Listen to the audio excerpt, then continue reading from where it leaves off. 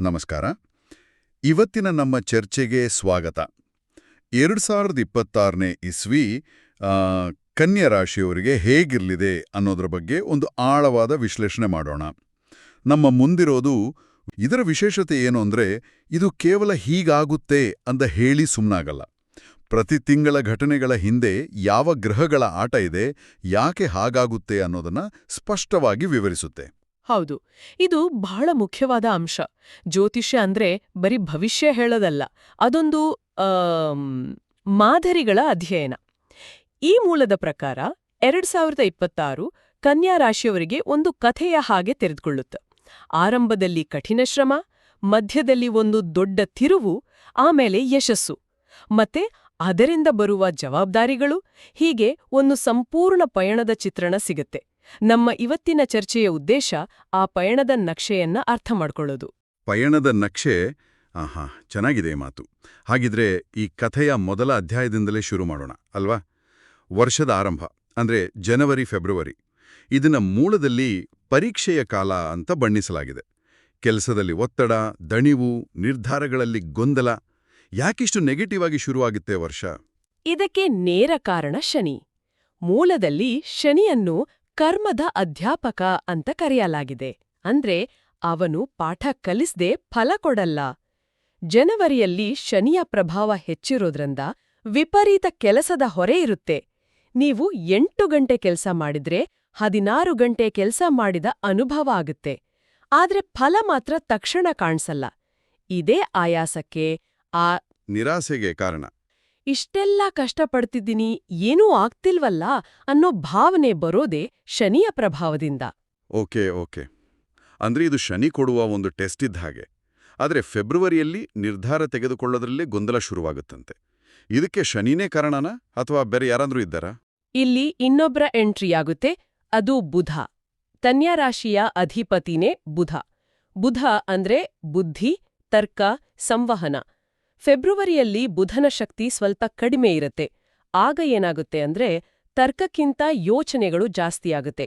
ಒಂದೇ ವಿಷಯದ ಬಗ್ಗೆ 100 ಆಯಾಮಗಳಲ್ಲಿ ಯೋಚನೆ ಮಾಡಿ ಕೊನೆಗೆ ಯಾವ ದಾರಿ ಸರಿ ಅಂತ ನಿರ್ಧರಿಸೋಕೆ ಆಗಲ್ಲ. ಇದನ್ನೇ ಅನಾಲಿಸಿಸ್ ಪ್ಯಾರಾಲಿಸಿಸ್ ಅಂತಾರಲ್ಲ, ಆ ಸ್ಥಿತಿ ಬರುತ್ತೆ. ಅಷ್ಟೇ ಅಲ್ಲ, ಹಣಕಾಸಿನ ವಿಚಾರದಲ್ಲೂ ವಿಳಂಬ ಆಗುತ್ತಂತೆ. ಇದರ ಹಿಂದೆ ಯಾರ ಕೈವಾಡ? ಅಲ್ಲಿ ರಾಹುವಿನ ಪಾತ್ರ ಇದೆ. ರಾಹು ಅಂದ್ರೆ ನೆರಳು, ಭ್ರಮೆ, ಅನಿರೀಕ್ಷಿತತೆ. ಅವನು ಹಣ ಬರೋದನ್ನ ನಿಲ್ಲಿಸಲ್ಲ, ಆದ್ರೆ ದಾರಿ ಮಧ್ಯೆ ಒಂದು ಟ್ರಾಫಿಕ್ ಜಾಮ್ ಸೃಷ್ಟಿ ಮಾಡ್ತಾನೆ. ಬರ್ಬೇಕಾದ ಹಣ ಸರಿಯಾದ ಸಮಯಕ್ಕೆ ಕೈ ಸೇರಲ್ಲ. ಇದರಿಂದ ಪ್ಲಾನ್ಗಳೆಲ್ಲ ಏರುಪೇರಾಗಬಹುದು. ಸೊ ಒಟ್ಟಾರೆಯಾಗಿ ವರ್ಷದ ಮೊದಲ 2 ತಿಂಗಳು ಶನಿ, ದುರ್ಬಲನಾದ ಬುಧ ಮತ್ತು ರಾಹುವಿನ ಕಾಂಬಿನೇಷನ್. ಇದು ತಾಳ್ಮೆಯನ್ನು ಪರೀಕ್ಷಿಸುವ ಸಮಯ. ಸರಿ, ಈ ಆರಂಭದ ಸವಾಲುಗಳ ನಂತರ ಕಥೆಯಲ್ಲಿ ಒಂದು ದೊಡ್ಡ ತಿರುವು ಬರುತ್ತೆ ಅಲ್ವಾ? ಮೂಲದ ಪ್ರಕಾರ ಮಾರ್ಚ್ ತಿಂಗಳಿಂದ ಗಾಳಿ ಬದಲಾಗೋಕ್ಕೆ ಶುರುವಾಗತ್ತೆ. ಆತ್ಮವಿಶ್ವಾಸ ಹೆಚ್ಚಾಗತ್ತೆ, ಕೆಲಸದಲ್ಲಿ ಸುಧಾರಣೆ ಕಾಣುತ್ತೆ ಅಂತಿದೆ. ಈ ಬದಲಾವಣೆಯ ಹೀರೋ ಯಾರು? ಖಂಡಿತ, ಇಲ್ಲಿ ಕಥೆಯ ನಿಜವಾದ ಹೀರೋ ಎಂಟ್ರಿ ಕೊಡ್ತಾನೆ. ಆತನೇ ಗುರು. ಗುರುಗ್ರಹವನ್ನು ಅವಕಾಶ, ವಿಸ್ತರಣೆ ಮತ್ತು ಜ್ಞಾನದ ಕಾರಕ ಅಂತ ಕರೀತಾರೆ. ಮಾರ್ಚ್ನಿಂದ ಗುರುವಿನ ಬೆಂಬಲ ಸಿಗೋಕೆ ಶುರುವಾಗತ್ತೆ. ಅದುವರೆಗೆ ಶನಿ ಹಾಕಿದ ಅಡೆತಡೆಗಳು ನಿಧಾನವಾಗಿ ಸರಿಯೋಕೆ ಶುರುವಾಗತ್ತೆ. ಜೊತೆಗೆ ಸೂರ್ಯನ ಬಲ ಕೂಡ ಹೆಚ್ಚಾಗೋದ್ರಿಂದ ಮನಸ್ಸಿನಲ್ಲಿ ನನ್ನಿಂದ ಸಾಧ್ಯ ಅನ್ನೋ ಧೈರ್ಯ, ಆತ್ಮವಿಶ್ವಾಸ ವಾಪಸ್ ಬರುತ್ತೆ. ಅಂದ್ರೆ ಜನವರಿ, ಫೆಬ್ರವರಿಯಲ್ಲಿ ಹಾಕಿದ ಅಡಿಪಾಯಕ್ಕೆ ಮಾರ್ಚ್ನಲ್ಲಿ ಸಿಮೆಂಟ್ ಹಾಕಿದ ಹಾಗೆ. ಇಲ್ಲಿಂದ ಕಟ್ಟಡ ಏಳೋಕೆ ಶುರುವಾಗುತ್ತೆ. ಏಪ್ರಿಲ್ ತಿಂಗಳು ಇನ್ನೂ ಕುತೂಹಲಕಾರಿಯಾಗಿದೆ. ಕೆಲಸ ಬದಲಾಯಿಸುವ ಯೋಚನೆ ಬರುತ್ತೆ. ಅದೇ ಸಮಯದಲ್ಲಿ ಕುಟುಂಬದಲ್ಲಿ ವಾಗ್ವಾದಗಳು ಶುರುವಾಗುತ್ತೆ ಅಂತಿದೆ. ಒಂದೇ ಸಮಯದಲ್ಲಿ ಇಷ್ಟು ವಿಭಿನ್ನ ಘಟನೆಗಳು ಯಾಕೆ? ಇದೊಂದು ಕ್ಲಾಸಿಕ್ ಜ್ಯೋತಿಷ್ಯದ ಡೈನಮಿಕ್. ಒಂದೆಡೆ ಗುರು ಹೊಸ ಅವಕಾಶಗಳನ್ನು ತೋರಿಸ್ತಾ ಇರ್ತಾನೆ. ಆಗ ಮನಸ್ಸಿಗೆ ಇಲ್ಲೇ ಇರೋದಕ್ಕಿಂತ ಬೇರೆ ಕಡೆ ಹೋದ್ರೆ ಇನ್ನೂ ಚೆನ್ನಾಗಿರುತ್ತೇನೋ ಅನ್ನೋ ಆಲೋಚನೆ. ಅದು ಸಹಜವಾಗಿ ಬರುತ್ತೆ. ಇದು ಕೆಲಸ ಬದಲಾವಣೆಯ ಯೋಚನೆಗೆ ಕಾರಣ. ಇನ್ನೊಂದೆಡೆ ಕುಟುಂಬದಲ್ಲಿನ ವಾಗ್ವಾದಗಳಿಗೆ ಕಾರಣ ಮನಸ್ಸಿನ ಕಾರಕನಾದ ಚಂದ್ರ. ಮೂಲದ ಪ್ರಕಾರ ಏಪ್ರಿಲ್ನಲ್ಲಿ ಚಂದ್ರನ ಸ್ಥಾನ ಸ್ವಲ್ಪ ಅಸ್ಥಿರವಾಗಿರುತ್ತೆ. ಒಂದು ನಿಮಿಷ, ಚಂದ್ರನ ಸ್ಥಾನ ಅಸ್ಥಿರವಾಗಿದ್ರೆ ಏನಾಗುತ್ತೆ? ಅಂದ್ರೆ ನಮ್ಮ ಭಾವನೆಗಳು ನಮ್ಮ ಹಿಡಿತದಲ್ಲಿ ಇರೋದಿಲ್ಲ ಅಂತನಾ? ನಿಖರವಾಗಿ ಅದೇ. ನಮ್ಮ ತಾರ್ಕಿಕ ಬುದ್ಧಿಗಿಂತ ಭಾವನೆಗಳು ಮೇಲುಗೈ ಸಾಧಿಸ್ತವೆ. ಆಗ ಸಣ್ಣ ವಿಷಯಕ್ಕೂ ನಾವು ದೊಡ್ಡದಾಗಿ ಪ್ರತಿಕ್ರಿಯಿಸಬಹುದು. ಮನೆಯಲ್ಲಿ ಬೇರೆಯವರು ಸಾಮಾನ್ಯವಾಗಿ ಹೇಳಿದ ಮಾತು ಕೂಡ ನಮ್ಗೆ ಚುಚ್ಚಿದ ಹಾಗೆ ಅನಿಸಬಹುದು. ಇದರಿಂದ ಸಣ್ಣ ಮಾತುಕತೆಗಳು ದೊಡ್ಡ ಚರ್ಚೆಗಳಾಗಿ ಬದಲಾಗುವ ಸಾಧ್ಯತೆ ಇರತ್ತೆ. ಸೊ, ಏಪ್ರಿಲ್ ತಿಂಗಳು ವೃತ್ತಿ ಜೀವನಕ್ಕೆ ಹೊಸ ದಾರಿಗಳನ್ನು ತೋರಿಸಿದ್ರೆ, ವೈಯಕ್ತಿಕ ಜೀವನದಲ್ಲಿ ಸ್ವಲ್ಪ ಎಚ್ಚರಿಕೆಯಿಂದ ಮಾತಾಡಬೇಕು ಅನ್ನೋ ಸಂದೇಶ ಕೊಡುತ್ತೆ. ವರ್ಷದ ಮೊದಲ 4 ತಿಂಗಳು ಒಂದು ರೀತಿಯಲ್ಲಿ ನಮ್ಮನ್ನ ಸಿದ್ಧಪಡಿಸಿದ ಹಾಗೆ ಇದೆ. ಈಗ ವರ್ಷದ ಮಧ್ಯಭಾಗಕ್ಕೆ ಬರೋಣ. ಇಲ್ಲಿ ಒಂದು ರೋಲರ್ ಕೋಸ್ಟರ್ ರೈಡ್ ಇದ್ದ ಹಾಗೆ ಕಾಣಿಸ್ತಿದೆ. ಮೇ ತಿಂಗಳಲ್ಲಿ ಮತ್ತೆ ಹಣಕಾಸಿನ ಚಿಂತೆ, ಸ್ನೇಹಿತರಿಂದ ದೂರ, ಮತ್ತೆ ಕಥೆ ಮೊದಲಿಗೆ ಬಂದ ಹಾಗಾಯ್ತಲ್ಲ? ಹೌದು. ಆದ್ರೆ ಈ ಸಲ ಕಾರಣಗಳು ಬೇರೆ. ಮೇ ತಿಂಗಳಲ್ಲಿ ಮತ್ತೆ ರಾಹುವಿನ ಪ್ರಭಾವ ಹೆಚ್ಚಾಗುತ್ತೆ. ಆದ್ರೆ ಈ ಸಲ ಅವನು ಹಣ ಬರೋದನ್ನ ತಡೆಯುವುದಿಲ್ಲ, ಬದಲಾಗಿ ಅನಗತ್ಯ ಖರ್ಚುಗಳನ್ನು ಪ್ರೋತ್ಸಾಹಿಸುತ್ತಾನೆ. ಆನ್ಲೈನ್ ಶಾಪಿಂಗ್ ಕಾರ್ಟ್ನಲ್ಲಿ ಇದ್ದಕ್ಕಿದ್ದಂತೆ ವಸ್ತುಗಳು ಸೇರ್ಕೊಳ್ಳೋದ್ರ ಹಿಂದೆ ರಾಹುವಿನ ಕೈವಾಡ ಇರಬಹುದು. ಇದು ಬೇಕೇ ಬೇಕು ಅನ್ನೋ ಒಂದು ರೀತಿಯ ತುರ್ತು ಭಾವನೆ ಹುಟ್ಟಿಸ್ತಾನೆ. ಹಾಗಾದ್ರೆ ನನ್ನ ಕ್ರೆಡಿಟ್ ಕಾರ್ಡ್ ಬಿಲ್ ಹಿಂದೆ ರಾಹು ಇರ್ಬೋದು. ಸರಿ, ಸ್ನೇಹಿತರಿಂದ ಅಂತರ ಯಾಕೆ? ಅದಕ್ಕೆ ಕಾರಣ ಕೇತು. ರಾಹು ಮತ್ತು ಕೇತು ಯಾವಾಗ್ಲೂ ಒಟ್ಟಿಗೆ ಕೆಲಸ ಮಾಡ್ತಾರೆ. ಕೇತು ಅಂದ್ರೆ ಪ್ರತ್ಯೇಕತೆ, ನಿರ್ಲಿಪ್ತತೆ. ಅವನು ಸಂಬಂಧಗಳಲ್ಲಿ ಒಂದು ರೀತಿಯ ಅಂತರವನ್ನು ತರ್ತಾನೆ. ಹಳೆಯ ಸ್ನೇಹಿತರ ಜೊತೆ ಇದ್ದಕ್ಕಿದ್ದಂತೆ ಮಾತುಕತೆ ಕಡಿಮೆ ಆಗ್ಬೋದು, ಅಥವಾ ಅವರ ಮೇಲೆ ನಮಗೆ ಕಾರಣವಿಲ್ಲದೆ ಬೇಸರ ಬರ್ಬೋದು. ಇದು ತಾತ್ಕಾಲಿಕ ಅಷ್ಟೇ. ಆದ್ರೆ ಈ ಸವಾಲಿನ ನಂತರ ಬರೋದೇ ಜೂನ್ ತಿಂಗಳು. ಇದನ್ನು ಮೂಲದಲ್ಲಿ ವರ್ಷದ ಶಿಖರ ಅಂತ ಬಣ್ಣಿಸಿದೆ. ಯಶಸ್ಸು, ಅವಕಾಶ, ಸಮಾಜದಲ್ಲಿ ಗೌರವ. ಇದ್ದಕ್ಕಿದ್ದಂತೆ ಇಷ್ಟೊಂದು ದೊಡ್ಡ ಬದಲಾವಣೆ ಹೇಗೆ ಸಾಧ್ಯ? ಇದು ವರ್ಷದ ಅತ್ಯಂತ ಪ್ರಮುಖ ತಿರುವು. ಇಲ್ಲಿಯವರೆಗೆ ಸಣ್ಣದಾಗಿ ಬೆಂಬಲ ಕೊಟ್ಟಿದ್ದ ಗುರು ಜೂನ್ನಲ್ಲಿ ತನ್ನ ಪೂರ್ಣ ಶಕ್ತಿಯೊಂದಿಗೆ ಪ್ರಕಟವಾಗುತ್ತಾನೆ. ಜಾನ್ವರಿಯಲ್ಲಿ ಶನಿಯಿಂದಾಗಿ ಪಟ್ಟ ಶ್ರಮಕ್ಕೆ ಈಗ ಗುರು ಬಡ್ಡಿ ಸಮೇತ ಫಲ ಕೊಡಲು ಆರಂಭಿಸ್ತಾನೆ. ಇದರ ಜೊತೆಗೆ ಬುಧ ಮತ್ತು ಗುರು ಒಂದಾಗೋದ್ರಿಂದ ಜ್ಞಾನಯೋಗ ಉಂಟಾಗುತ್ತೆ. ಅಂದ್ರೆ ವ್ಯಕ್ತಿಯ ಮಾತು, ಬುದ್ಧಿವಂತಿಕೆ ಮತ್ತು ಸಲಹೆಗಳಿಗೆ ಸಮಾಜದಲ್ಲಿ ದೊಡ್ಡ ಬೆಲೆ ಸಿಗುತ್ತೆ. ನೀವು ಕೊಟ್ಟ ಒಂದು ಐಡಿಯಾ ದೊಡ್ಡ ಪ್ರಾಜೆಕ್ಟ್ ಆಗ್ಬೋದು. ಸಭೆಯಲ್ಲಿ ನೀವು ಆಡಿದ ಮಾತಿಗೆ ಎಲ್ಲರೂ ತಲೆದೂಗಬಹುದು. ವಾವ್! ಅಂದ್ರೆ ಜನವರಿಯ ಕಷ್ಟಕ್ಕೆ ಜೂನ್ನಲ್ಲಿ ನಿಜವಾದ ಬಹುಮಾನ ಸಿಕ್ಕ ಹಾಗೆ. ಈ ಯಶಸ್ಸಿನ ಓಟ ಜುಲೈನಲ್ಲೂ ಮುಂದುವರಿಯುತ್ತಾ? ಅಲ್ಲಿ ಶ್ರಮಕ್ಕೆ ಪ್ರತಿಫಲ ಮತ್ತು ಹಣಕಾಸು ಸ್ಥಿರತೆ ಅಂತ ಹೇಳಲಾಗಿದೆ. ಹೌದು. ಜುಲೈ ತಿಂಗಳು ಜೂನ್ನ ಯಶಸ್ಸನ್ನು ಗಟ್ಟಿಗೊಳಿಸುವ ಸಮಯ. ಇಲ್ಲಿ ಒಂದು ಸುಂದರವಾದ ಸಮ್ಮಿಶ್ರಣ ಇದೆ. ವರ್ಷದ ಆರಂಭದಲ್ಲಿ ನಮಗೆ ಟೆಸ್ಟ್ ಇಟ್ಟಿದ್ದ ಶನಿದೇವನೇ ಈಗ ನೀನು ಪರೀಕ್ಷೆಯಲ್ಲಿ ಪಾಸಾದೆ, ಇದು ನಿನ್ನ ಫಲ ಅಂತ ಹೇಳಿ ಪ್ರತಿಫಲ ಕೊಡಲು ಆರಂಭಿಸ್ತಾನೆ. ಶನಿ ಯಾವಾಗ್ಲೂ ನ್ಯಾಯಯುತ. ಅವನು ಕೊಟ್ಟ ಕಷ್ಟಕ್ಕೆ ತಕ್ಕ ಪ್ರತಿಫಲವನ್ನು ಖಚಿತವಾಗಿ ಕೊಡ್ತಾನೆ. ಹಿಂದೆ ಮಾಡಿದ ಹೂಡಿಕೆಗಳು, ಪ್ರಯತ್ನಗಳು ಈಗ ಹಣದ ರೂಪದಲ್ಲಿ ಕೈಗೆ ಬಂದು ಆರ್ಥಿಕ ಸ್ಥಿರತೆಯನ್ನು ತಂದುಕೊಡುತ್ತೆ. ಇದು ಕೇಳೋಕ್ ಚೆನ್ನಾಗಿದೆ. ಒಂದೇ ಗ್ರಹ ವರ್ಷದ ಆರಂಭದಲ್ಲಿ ಅಷ್ಟು ಕಷ್ಟ ಕೊಟ್ಟು ನಂತರ ಅದೇ ಗ್ರಹ ಪ್ರತಿಫಲ ಕೊಡುತ್ತದೆ ಅಂದ್ರೆ ಅದರ ಸ್ವಭಾವವನ್ನು ನಾವು ಹೇಗೆ ಅರ್ಥ ಮಾಡ್ಕೊಳ್ಬೇಕು? ಇದು ಸ್ವಲ್ಪ ಗೊಂದಲಕಾರಿ ಅಲ್ವಾ? ಒಳ್ಳೆ ಪ್ರಶ್ನೆ.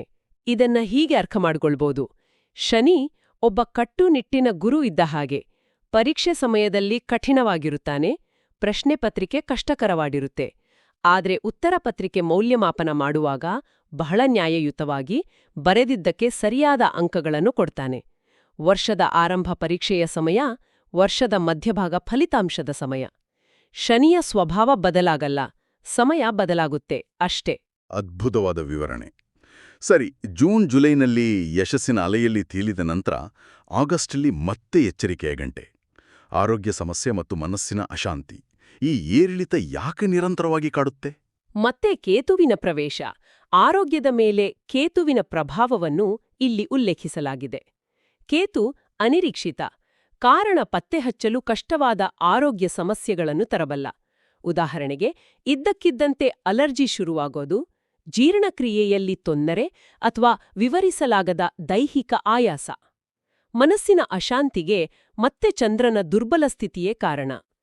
ಯಶಸ್ಸಿನ ನಂತರ ಇದನ್ನು ಉಳಿಸಿಕೊಳ್ಳೋಕೆ ಆಗುತ್ತಾ ಅನ್ನೋ ಆತಂಕ, ಭವಿಷ್ಯದ ಬಗ್ಗೆ ಅನಗತ್ಯ ಚಿಂತೆಗಳು ಹೆಚ್ಚಾಗಬಹುದು. ಹಾಗಾದ್ರೆ ವರ್ಷದ ಮಧ್ಯಭಾಗ ಒಂದು ಸಂಪೂರ್ಣ ಅನುಭವ. ಕಷ್ಟ, ದೊಡ್ಡ ಯಶಸ್ಸು, ಮತ್ತೆ ಸಣ್ಣ ಎಚ್ಚರಿಕೆ. ಈಗ ಕಥೆಯ ಕೊನೆ ಭಾಗಕ್ಕೆ ಬರೋಣ. ಸೆಪ್ಟೆಂಬರ್ ತಿಂಗಳು ಆರ್ಥಿಕವಾಗಿ ಮತ್ತೊಂದು ಉಚ್ಚ ಸ್ಥಾನ ಅಂತ ಕಾಣಿಸ್ತಿದೆ. ಹೌದು. ಸೆಪ್ಟೆಂಬರ್ ತಿಂಗಳು ಕನ್ಯಾ ರಾಶಿಯವರಿಗೆ ಅವರದ್ದೇ ಆದ ತಿಂಗಳು. ಯಾಕಂದ್ರೆ ಅವರ ಅಧಿಪತಿಯಾದ ಬುಧ ಇಲ್ಲಿ ಅತ್ಯಂತ ಬಲಶಾಲಿಯಾಗಿರ್ತಾನೆ. ಬುಧನಿಗೆ ವ್ಯಾಪಾರ, ಲೆಕ್ಕಾಚಾರ, ಯೋಜನೆ ಮತ್ತು ಸಂವಹನ ಅಂದ್ರೆ ಬಹಳ ಇಷ್ಟ. ಈ ತಿಂಗಳು ಈ ಎಲ್ಲಾ ಕ್ಷೇತ್ರಗಳಲ್ಲಿ ದೊಡ್ಡ ಲಾಭ ಕಾಣಿಸುತ್ತೆ. ಹೊಸ ವ್ಯವಹಾರ ಶುರು ಮಾಡಲು, ಹೂಡಿಕೆ ಮಾಡಲು ಅಥವಾ ವಿಸ್ತರಣೆ ಮಾಡಲು ಇದು ಅತ್ಯುತ್ತಮ ಸಮಯ ಅಂತ ಮೂಲ ಸೂಚಿಸುತ್ತೆ. ಹಣಕಾಸು ಚೆನ್ನಾಗಿದ್ದಾಗ ಖರ್ಚು ಕೂಡ ಜಾಸ್ತಿ ಇರುತ್ತಲ್ವೇ? ಅಕ್ಟೋಬರ್ನಲ್ಲಿ ಕುಟುಂಬದ ಜವಾಬ್ದಾರಿಗಳು ಮತ್ತು ಖರ್ಚು ಹೆಚ್ಚಾಗುತ್ತೆ ಅಂತಿದೆ. ಖಂಡಿತ. ಇಲ್ಲಿ ಮತ್ತೆ ಶನಿ ಮತ್ತು ರಾಹುವಿನ ಜೋಡಿ ಬರುತ್ತೆ. ಆದ್ರೆ ಈ ಸಲ ಅವರ ಪಾತ್ರ ಬೇರೆ. ಶನಿಯು ಕುಟುಂಬದ ಕಡೆಗೆ ನಮ್ಮ ಕರ್ತವ್ಯಗಳನ್ನು ನೆನಪಿಸುತ್ತಾನೆ. ಮನೆಯಲ್ಲಿ ಹಿರಿಯರ ಆರೈಕೆ, ಮಕ್ಕಳ ವಿದ್ಯಾಭ್ಯಾಸ ಅಥವಾ ಯಾವುದೋ ಒಂದು ಕೌಟುಂಬಿಕ ಸಮಾರಂಭದ ಜವಾಬ್ದಾರಿ ಹೆಗಲಿಗೆ ಬರಬಹುದು.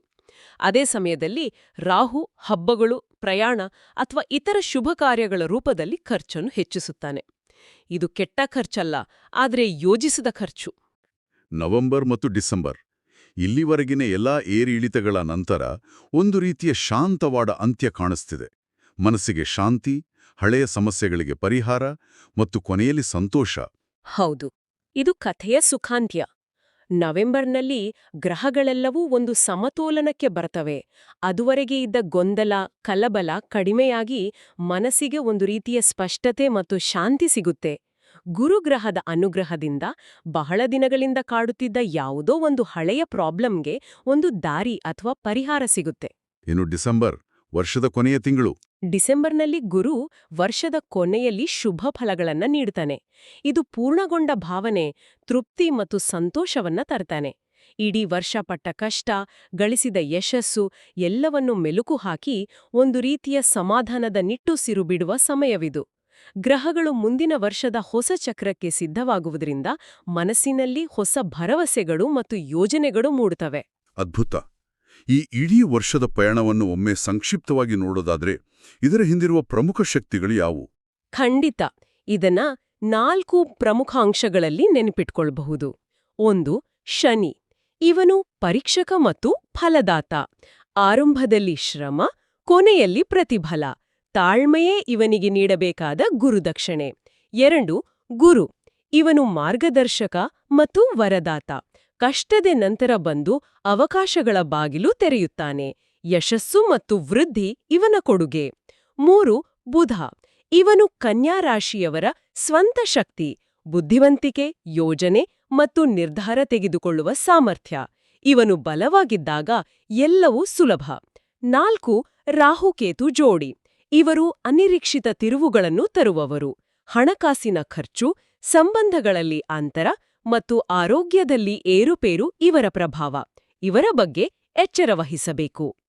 ಹಾಗಾದ್ರೆ ಒಟ್ಟಾರೆಯಾಗಿ 2026ರ ವರ್ಷವು ಕನ್ಯಾ ರಾಶಿಯವರಿಗೆ ಆರಂಭದಲ್ಲಿ ತಾಳ್ಮೆಯನ್ನು ಪರೀಕ್ಷಿಸಿ, ನಂತರ ಅವರ ಶ್ರಮಕ್ಕೆ ತಕ್ಕಂತೆ ದೊಡ್ಡ ಯಶಸ್ಸನ್ನು ನೀಡಿ, ಕೊನೆಯಲ್ಲಿ ಸ್ಥಿರತೆ ಮತ್ತು ಸಂತೃಪ್ತಿಯನ್ನು ತರುವ ಒಂದು ಅರ್ಥಪೂರ್ಣ ವರ್ಷ ಅಂತ ಈ ಮೂಲ ಹೇಳುತ್ತೆ. ಹೌದು. ಇಲ್ಲಿ ನಾವು ಗಮನಿಸಬೇಕಾದ ಒಂದು ಅಂತಿಮ ವಿಷಯವಿದೆ. ಈ ಎಲ್ಲ ಗ್ರಹಗಳ ಪ್ರಭಾವವನ್ನು ಅರ್ಥ ಮಾಡಿಕೊಂಡ ಮೇಲೆ ನನ್ನ ಭವಿಷ್ಯ ಹೀಗೇ ಇದೆ ಅಂತ ಸುಮ್ಮನೆ ಕೂರೋದಲ್ಲ.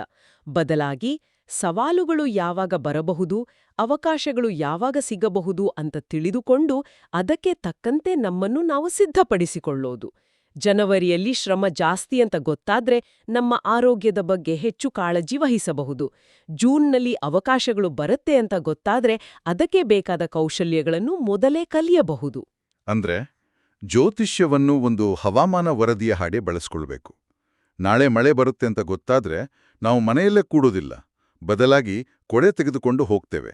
ನಿಖರವಾಗಿ. ಅದೇ ರೀತಿ ಈ ಗ್ರಹಗಳ ಸಂಚಾರವನ್ನು ಒಂದು ಮಾರ್ಗದರ್ಶಿಯಾಗಿ ಬಳಸಿಕೊಂಡು ನಮ್ಮ ನಿರ್ಧಾರಗಳನ್ನು ಹೆಚ್ಚು ಪ್ರಜ್ಞಾಪೂರ್ವಕವಾಗಿ ತೆಗೆದುಕೊಂಡರೆ ಯಾವುದೇ ವರ್ಷವನ್ನು ಉತ್ತಮವಾಗಿ ನಿಭಾಯಿಸಬಹುದು. ಹಾಗಾಗಿ ಈ ಚರ್ಚೆಯ ನಂತರ ಕೇಳುಗರು ಯೋಚಿಸಬೇಕಾದ ಒಂದು ಪ್ರಶ್ನೆ ಇದೆ. ಈ ಮಾಹಿತಿಯ ಆಧಾರದ ಮೇಲೆ 2026ನ್ನು ತಮ್ಮ ಜೀವನದ ಅತ್ಯುತ್ತಮ ವರ್ಷಗಳಲ್ಲಿ ಒಂದನ್ನಾಗಿ ಪರಿವರ್ತಿಸಲು ಅವರು ಇಂದಿನಿಂದಲೇ ಯಾವ ಸಣ್ಣ ಬದಲಾವಣೆಯನ್ನು ತಮ್ಮ ಜೀವನದಲ್ಲಿ ತರಬಹುದು?